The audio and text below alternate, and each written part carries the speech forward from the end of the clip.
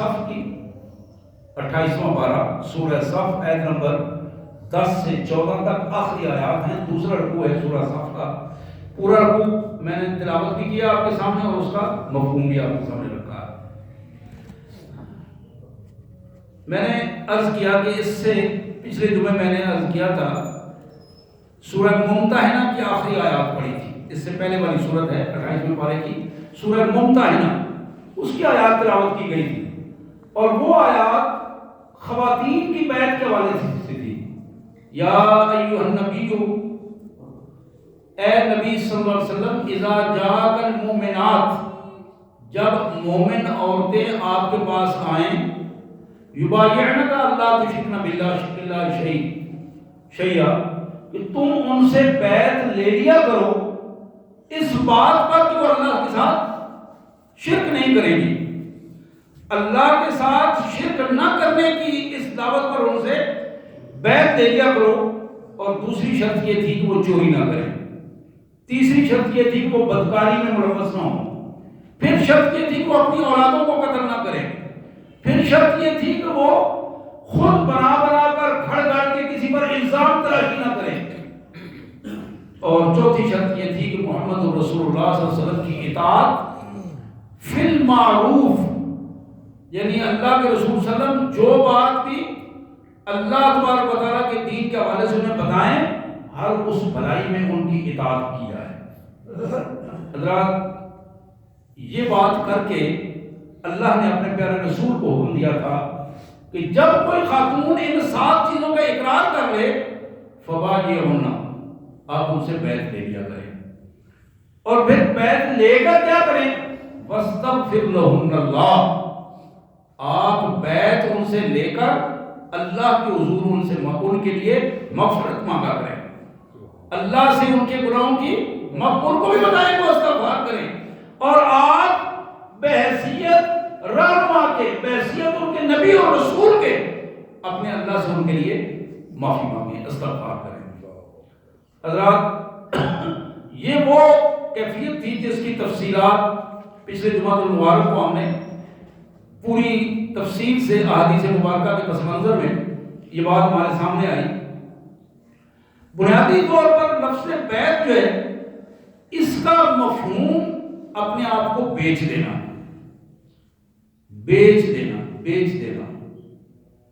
سودا کر لینا، تجارت کر لینا. اور یہ بیچنا جو ہے شریعت میں، یہ کہتے ہیں ہم بیع کر رہے ہیں، یہ زمین بیع ہو رہی ہے، بیچ رہے ہیں. بیع اور شراء 2 الفاظ استعمال ہوتے ہیں. خریدنا، بیچنا، ان دونوں معنوں میں اس کو مختلف معنوں میں استعمال کیا جاتا ہے. بیع اسی مفہوم سے ہے کہ ایک آدمی نے ایک نظریے پر اپنے آپ کو بیچ دیا ہے. نبی رحمت صلی اللہ علیہ وسلم کے دور مبارک میں جو شخص بھی مسلمان ہوتا تھا، ایمان لاتا تھا، احادیث مبارک سیاستہ اس پر گواہ ہے، پوری سیرت کی کتابیں گواہ ہیں کہ وہ اللہ کے رسول صلی اللہ علیہ وسلم کے پاس آتا. پہلی شرط یہ تھی کہ وہ غسل کر کے آئے. اپنے ظاہری جسم پر جو نجاست ہے، کفر کی نجاست ہے، شرک کی نجاست ہے، اس سے پاک ہو گیا ہے ظاہری طور پر. اور جب محمد رسول اللہ صلی اللہ علیہ وسلم کے پاس آئے گا، نبی صلی اللہ علیہ وسلم کے پاس آئے گا، تو پھر اپنے ہاتھ کو رسول اللہ صلی اللہ علیہ وسلم کے ہاتھ میں دے اور رسول اللہ صلی اللہ علیہ وسلم کے سامنے اس کا اقرار کرے، اشہد ان لا الہ الا اللہ وحدہ لا شریک لہ، کہ میرے آقا میں آپ کے کو گواہ بنا کر اس کا اقرار کر رہا ہوں کہ اللہ کے علاوہ کوئی معبود نہیں، وہ اکیلا ہے، اس کا کوئی شریک نہیں. واشہد ان محمد عبدہ ورسولہ، اور میں آپ کو گواہ بنا کر یہ آپ کے سامنے گواہی دے رہا ہوں کہ میں تسلیم کر رہا ہوں کہ محمد صلی اللہ علیہ وسلم اللہ کے بندے اور اس کے رسول ہیں.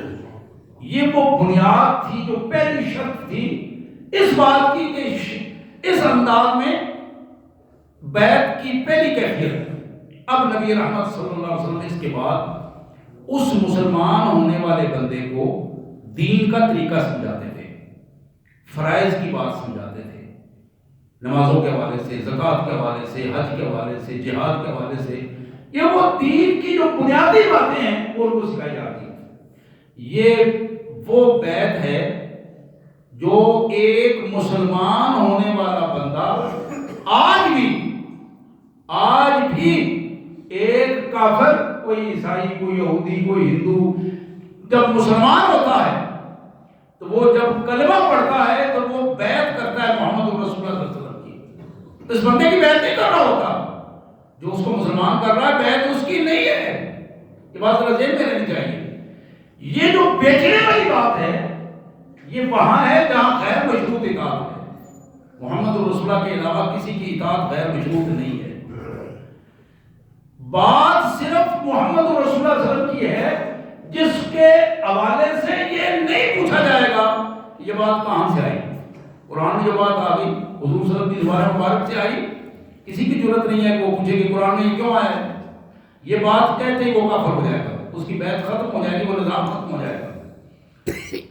اگر کسی شخص نے محمد کریم صلی اللہ علیہ وسلم کی زبان مبارک سے کوئی بات سنی ہے، آپ نے حکم دیا ہے، آپ نے کوئی عمل کیا ہے، آپ کے سامنے کوئی عمل کیا گیا، آپ نے اس کو قبول کیا ہے، ان تینوں حالتوں میں اگر کوئی شخص اس کے انکار کر دیتا ہے، اس کو مانتا نہیں ہے، تو وہ بلا شبہ کافر ہے، اور اس پر پوری امت کا اتفاق ہے۔ تو میں یہ عرض کر رہا تھا کہ یہ جو بیعت ہے، اپنے آپ کو بیچ دینا ہے، یہ صرف محمد رسول اللہ صلی اللہ علیہ وسلم کی ذات گرامی کے لیے، یہ پہلی چیز۔ آج بھی اگر کوئی شخص مسلمان ہوتا ہے تو وہ جب یہ کلمہ پڑھتا ہے، وَأَشْهَدُ أَنَّ مُحَمَّدًا عَبْدُهُ وَرَسُولُهُ کا لفظ کہتا ہے، تو وہ بیعت کرتا ہے محمد رسول اللہ صلی اللہ علیہ وسلم سے۔ اس کے ذہن میں یہ بات ہونی چاہیے کہ کلمہ پڑھانے والا جو ہے یہ تو مجھے اس کی طرف رہنمائی دے رہا ہے، لیکن میں اطاعت کا جو دم بھر رہا ہوں وہ محمد رسول اللہ صلی اللہ علیہ وسلم کی اطاعت ہے، جہاں یہ نہیں پوچھنا کہ وہ اطاعت کیوں کی جائے۔ اس لیے کہ قرآن نے یہ بات کہہ دی ہے، وَمَا آتَاكُمُ الرَّسُولُ فَخُذُوهُ وَمَا نَهَاكُمْ عَنْهُ فَانْتَهُوا۔ جو بات تمہیں محمد رسول اللہ صلی اللہ علیہ وسلم دے دیں، جس چیز کا حکم دے، خاموشی سے اس کو قبول کر لو۔ اس سے آگے مت پوچھو کہ یہ کیوں کہا ہے، یہ مت کہو کہ کیسے۔ جتنی بات جس انداز میں کہیں اسے خاموشی سے قبول کر لو، بلا چنو چرا قبول کرو، عمل کرو اس کے مطابق، اور جس چیز سے روک دیں فانتہو، اس سے باز آ جاؤ۔ یہ پوچھنے کی ضرورت نہیں کہ کیوں روکا ہے۔ بڑی مشہور بات ہے، کئی دفعہ آپ نے وہ حدیث سنی ہوگی کہ نبی رحمت صلی اللہ علیہ وسلم تشریف فرمائے، آپ نے ایک اپنے ساتھی جو سامنے بیٹھے تھے دیکھا کہ اس کے ہاتھ میں سونے کی انگوٹھی ہے، آپ نے اس کو اشارہ کر کے کہا کہ یہ آگ کا انگارہ تم نے پہن رکھا ہے، یہ تو میری امت کے مردوں کے لیے حرام ہے کہ تم نے آگ کا انگارہ پہن رکھا ہے۔ اس نے اسی وقت اس انگوٹھی کو اتارا، پیچھے پھینک دیا۔ اب اس کا وہ پیچھے پھینکنا، وہ انگوٹھی پیچھے پھینک دینا، اس کا اظہار تھا کہ مجھ سے غلطی ہوئی ہے، میں آج کے بعد یہ کام نہیں کروں گا۔ یہ اطاعت تھی بلا چور و چرا۔ اور کچھ دیر بعد اللہ کے پیارے رسول صلی اللہ علیہ وسلم جب وہاں سے اٹھے، محفل میں لوگ بیٹھے تھے، آپ تشریف لے گئے، تو کسی نے اسے کہا کہ بھائی اٹھا لو انگوٹھی، اپنی بیوی کو دے دینا، خرچ کر دینا، خراج کر دینا پکڑ کے۔ اس نے کہا خدا کی قسم،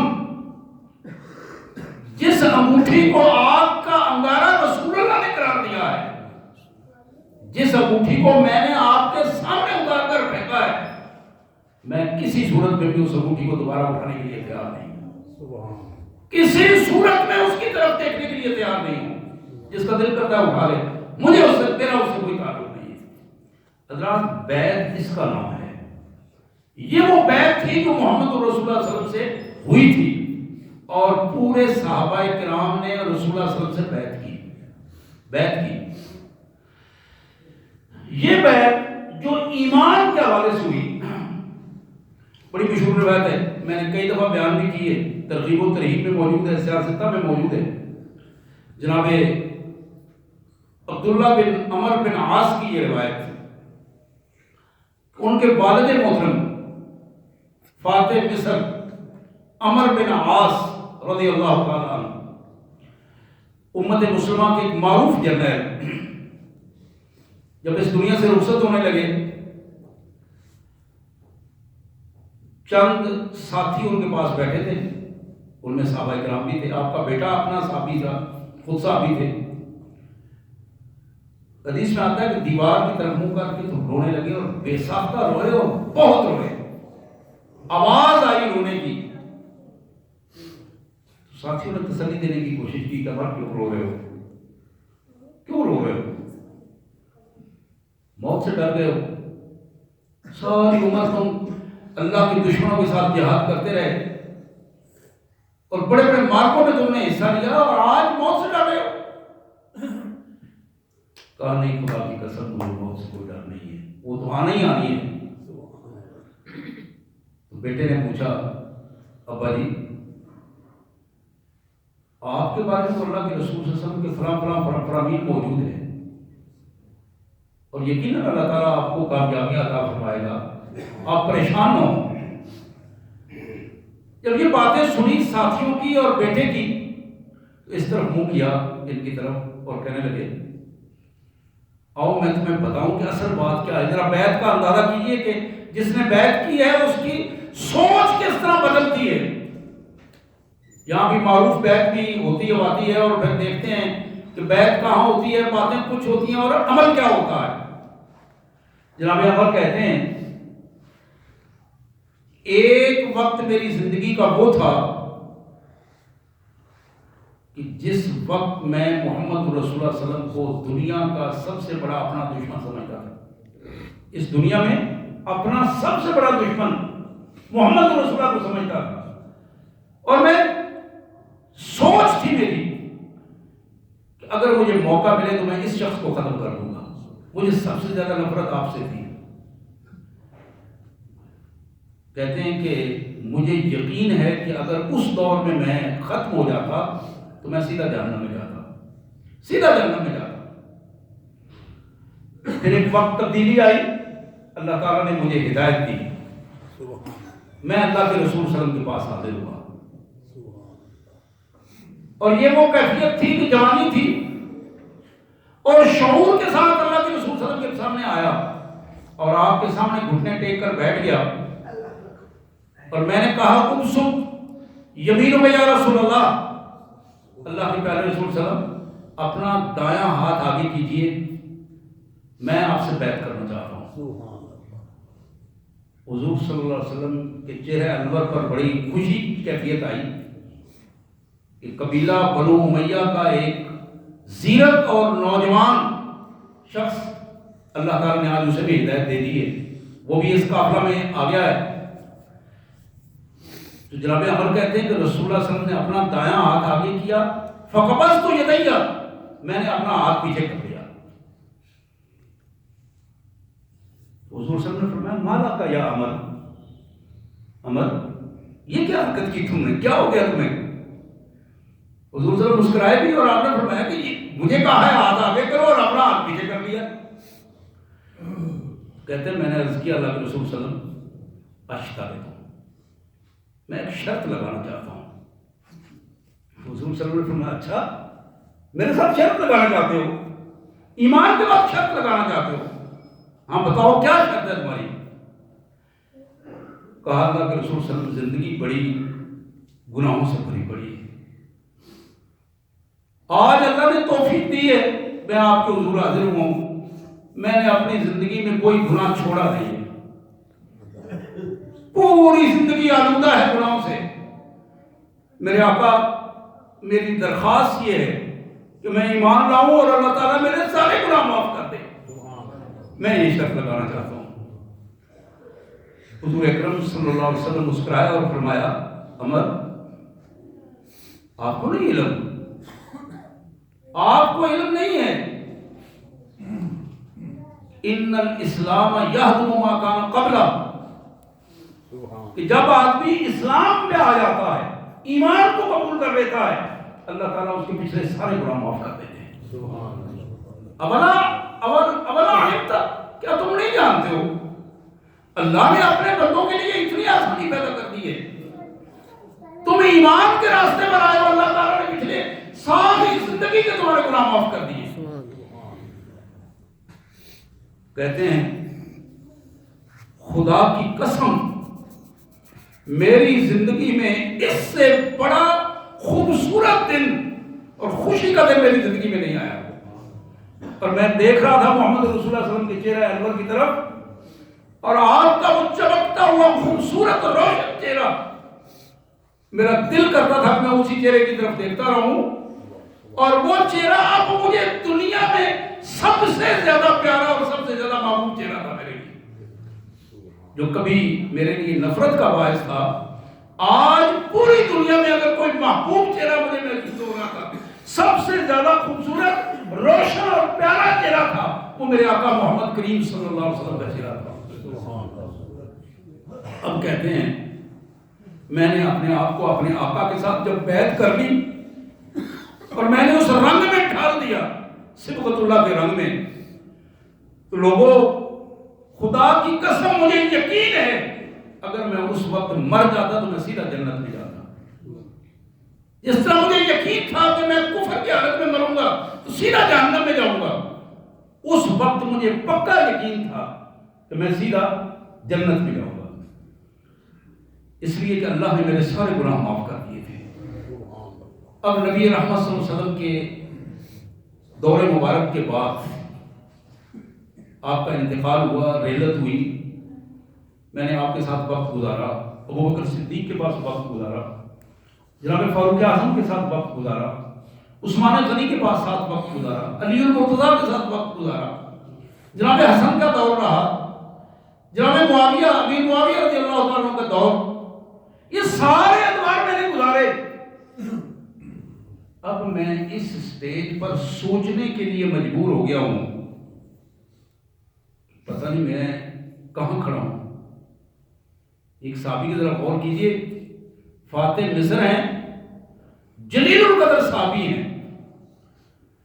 حضرات میں عرض یہ کر رہا تھا کہ بیعت کیا ہوتی ہے، موضوع آگے دوسری طرف جا رہا ہے، میں اس لیے اس کو پھر سمیٹ کے واپس آتا ہوں. بیعت کیا ہوتی ہے؟ حضرت عمر بن عاص نے جو تصور واضح کیا ہے، یہی بیعت تھی جو حضرت ابوبکر صدیق نے بھی کی تھی. یہی بیعت حضرت عمر، حضرت عثمان، حضرت علی کرم اللہ وجہہ رضوان اللہ علیہم اجمعین ان سب نے کی تھی. اور یہ بات بڑی کلیئر ہے، بڑی کلیئر بات ہے، کوئی اس بات کا دوسری کوئی بات بتا نہیں سکتا کہ محمد الرسول اللہ صلی اللہ علیہ وسلم کے دور میں آپ کی موجودگی میں اگر کوئی ایک آدمی بھی کسی نے کسی دوسرے کی بیعت کی ہو، یہ بات ممکن نہیں تھی. اسی طرح کوئی شخص یہ ثابت نہیں کر سکتا کہ دور ابوبکر صدیق کا ہو اور بیعت حضرت علی کی ہو رہی ہو، بیعت حضرت عثمان کی ہو رہی ہو، حضرت عمر کی ہو رہی ہو، ابو عبیدہ بن جراح کی بیعت ہو رہی ہو، خالد بن ولید کی بیعت ہو رہی ہو. نہیں، بالکل نہیں. حضرات میں نے عرض کیا کہ بیعت، پہلی بیعت جو اسلام بتاتا ہے وہ ہے اسلام لانے کی بیعت. دوسری بیعت جس کو اسلام ہمارے سامنے پیش کرتا ہے وہ ہے امیر المومنین کی بیعت. انتخاب ہوتا ہے اور امیر المومنین جب اللہ کے حضور حلف اٹھا لیتے ہیں، اس حلف اٹھانے کی وہ بیعت ہے. باقی افراد اظہار اعتماد کے لیے اپنے امیر کو یہ بتاتے ہیں کہ ہم آپ کے ساتھ ہیں، جو بات آپ اللہ کے رسول صلی اللہ علیہ وسلم اور دین کے حوالے سے بتائیں گے ہم اس میں اپنی جانیں لگا دیں گے، لیکن جو بات اللہ اور اللہ کے رسول کی بات نہیں ہوگی ہم اس میں آپ کی اطاعت نہیں کریں گے. یہاں بیعت غیر مشروط ہے. اب مشروط بیعت ہے، غیر مشروط تھی صرف رسول اللہ صلی اللہ علیہ وسلم کے ساتھ، وہاں شرط نہیں تھی. یہاں بیعت اللہ کے رسول صلی اللہ علیہ وسلم کے بعد جس کی بھی بیعت ہوئی ہے وہ مشروط بیعت ہے. وہ بیعت فی المعروف ہے. اللہ اور اللہ کے رسول کی بات کہو گے، بات مانیں گے، اگر ان کی بات سے اختلاف کرو گے بات نہیں مانیں گے. یہ بھی بات بیعت ہے امیر المومنین کی. حضرت ابوبکر صدیق کی بیعت ہوئی، فاروق اعظم کی، عثمان غنی کی، حضرت علی رضی اللہ تعالیٰ عنہ یا بعد میں آنے والے لوگ. اس بیعت میں یہ بات رسول اللہ صلی اللہ علیہ وسلم کے فرمان ہے کہ ایک امیر المومنین جس کی امارت کی بیعت ہو چکی ہے، ان کی موجودگی میں، اس بیعت کی موجودگی میں اگر کوئی شخص دوسرا بیعت لینے کی کوشش کرتا ہے اور اس کی بیعت امت مسلمہ کی اجتماع کے خلاف ہے تو یہ شخص کو پکڑ لیا جائے گا اور وہ واجب القتل ہوگا. واجب القتل قرار پائے گا، اس لیے کہ امت کے اجتماعی فیصلے کے خلاف اس نے اپنا کام کیا ہے. تو یہ دوسری بیعت تھی جو امیر المومنین کی بیعت ہے. حضرات، تیسری بیعت کسی بھی اہم معاملے پر، امت مسلمہ کے کسی بھی اہم معاملے پر، وہ بھی ہر ایرے غیر نتھو خیر کو یہ اجازت نہیں ہے کہ وہ بیعت لے. ہر مسجد کا مولوی صاحب اور ہر گاؤں کے پیر صاحب اپنا ہاتھ آگے بڑھائیں اور کہیں آ جاؤ میری بیعت کرو. اسلام کا یہ طریقہ نہیں ہے. اسلام اس کی اجازت نہیں دیتا. یہ تو فرقہ بندی والی بات ہے، یہ تو اپنے اپنے ڈیرہ داری بنانے والی بات ہے. اسلام اس ڈیرہ داری کی اجازت نہیں دیتا. اسلام ان دکانوں کے چمکانے کی اجازت نہیں دیتا. یہاں جو بیعت ہے، میں تیسری بات کر رہا ہوں، رسول اللہ صلی اللہ علیہ وسلم کسی ایشو پر آپ نے بیعت لی ہے. یعنی کوئی ایک مہم ہے، اچانک وہ مسئلہ آ گیا، مسلمانوں کو یکسو کرنے کے لیے اس میں بیعت لی گئی، اور وہ وقت کا کمانڈر، جو بھی اسلامی فوجوں کا کمانڈر ہے یا امیر المومنین ہے، وہ کسی وقت بھی تجدید بیعت کر سکتا ہے. بیعت رضوان اسی کا ایک نمونہ تھا. وہ جو 1400 بندے رسول اللہ صلی اللہ علیہ وسلم کے پاس موجود تھے صلح حدیبیہ کا موقع پر، وہ سارے کے سارے بیعت یافتہ لوگ تھے، سب نے حضور صلی اللہ علیہ وسلم کی بیعت کی ہوئی تھی. لیکن آپ نے اس ایشو پر بیعت کی کہ اگر کافروں نے حضرت عثمان کو شہید کر دیا تو ہم ان کا بدلہ لینے کے بغیر واپس نہیں جائیں گے یہاں سے. اس بات پر بیعت ہوئی. سورہ فتح میں قرآن مجید میں اس کی بڑی تفصیل آئی. ہر شخص آ کے حضور صلی اللہ علیہ وسلم کے دست مبارک پر ہاتھ رکھتا اور اس چیز کا اقرار کرتا تھا کہ آپ جس طرح حکم دیں گے حضرت احمد حضرت عثمان کی شہادت کا بدلہ لیں گے اگر شہادت ہوئی تو. اور آپ کو یہ علم ہے کہ آخر میں اللہ کے رسول صلی اللہ علیہ وسلم نے اپنے ہاتھ کے اوپر ایک ہاتھ رکھا اور فرمایا یہ میرا ہاتھ ہے، یہ عثمان کا ہاتھ ہے. عثمان یہاں نہیں ہے، میں عثمان کے طرف سے تمہیں یہ بیعت کا یقین دلاتا ہوں. جس طرح تم سب نے بیعت کی ہے اسی طرح عثمان نے بھی بیعت کی ہے. عثمان کا نقطہ نظر بھی ہمارے ساتھ ہے، جس طرح ہم کہیں گے اسی طرح ہوگا. اور پھر فرمایا، قرآن نے فرمایا ید اللہ فوق ایدیہم، ان سب کے ہاتھوں پر اللہ کا، اللہ کی رحمت، اللہ کا دیا ہوا غلبہ. حضرات، یہ وہ 3 بیعتوں کا طریقہ تھا جو اسلام ہمیں بتاتا ہے. آپ آج کا تجزیہ اگر کریں گے، لوگ بتاتے ہیں اور تاریخ میں جتنی تصوف کی کتابیں ان میں بھی یہ بات موجود ہے، سلسلہ نقش بندیہ اس کا پورے کا پورا جو شجرہ نسب ہے وہ حضرت ابوبکر صدیق تک پہنچاتے ہیں. سلسلہ قادریہ اور اس کے باقی سلسلے جو ہیں ان کا پورا شجرہ جو ہے تصوف کا وہ حضرت علی کرم اللہ وجہ تک پہنچاتے ہیں. اور سلسلہ فاروقیہ کا حضرت عمر فاروق تک پہنچاتے ہیں. سلسلہ صدیقیہ کا بھی وہیں تک پہنچتا ہے. اسی طرح باقی جو سہروردیہ اور چھوٹے چھوٹے جو سلسلے ہیں وہ جا کے ان بڑے سلسلوں میں ضم ہو جاتے ہیں.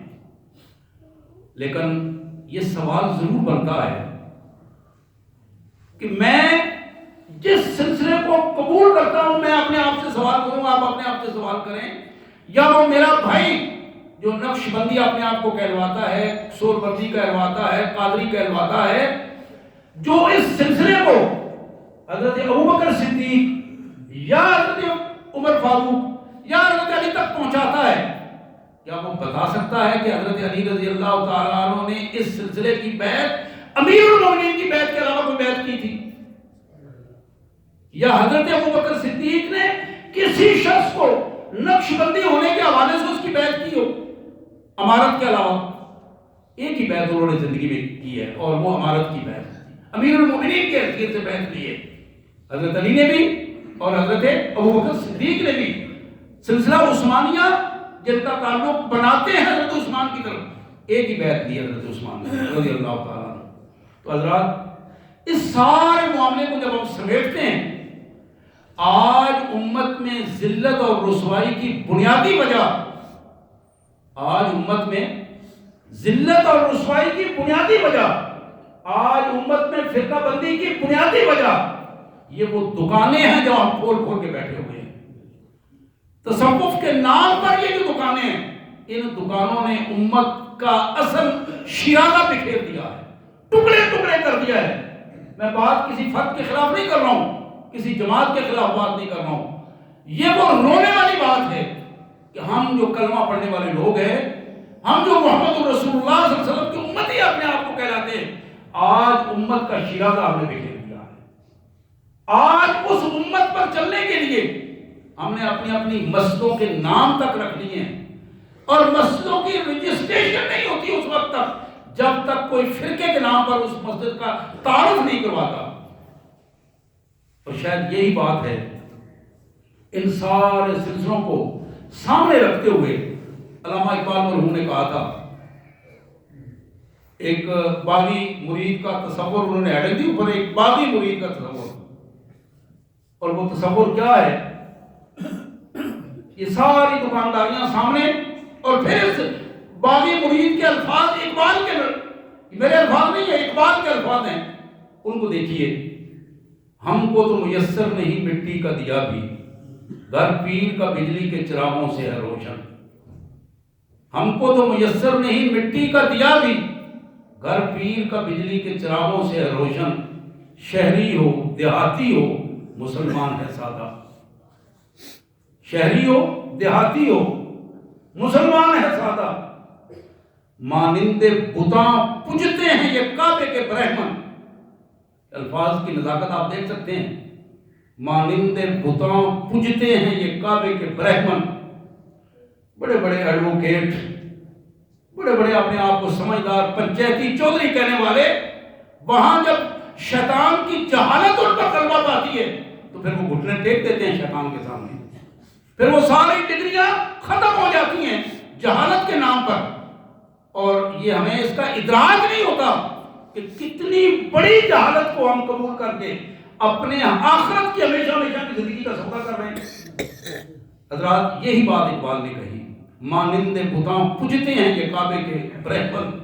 نذرانہ نہیں سود ہے پیران حرم کا. اب ذرا اس لفظ پہ بھی غور کیجیے. نذرانہ نہیں سود ہے پیران حرم کا, ہر خرقہ سالوس کے اندر ہے مہاجن. یہ جو جبے کبے پہن کے بزرگ بیٹھے ہوئے ہیں, جن کو ہم بزرگ تصور, یہ تو اندر ہندو بنیے کی ذہنیت لے کے پیسہ اکٹھا کرنے والی بات ہے, اور وہ دکانداری کا ایک رنگ ہے جس کو اس انداز میں جما کے بیٹھا ہوا ہے.